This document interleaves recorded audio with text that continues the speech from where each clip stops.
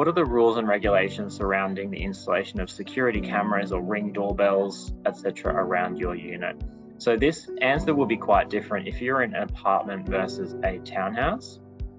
And the difference there is often relating to fire doors and where you're physically installing a ring doorbell or a security camera. So if you're in a townhouse, you could probably have a security camera on the outside of your townhouse looking at your front yard or backyard.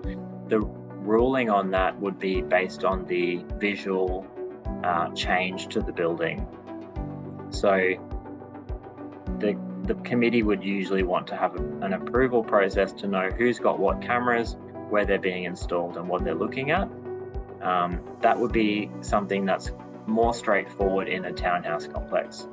In an apartment building, if you were to want to have a security camera looking at your front door, you would need to install it probably in a common property hallway, which means you're installing it out in a shared hallway space. That might have some implications for fire systems or other electrical issues out there, and it would be surveilling possibly other people in the common property area as well. So most apartment buildings are much more strict about security cameras and video doorbells than townhouse complexes, but definitely something to talk about at your next AGM or committee meeting.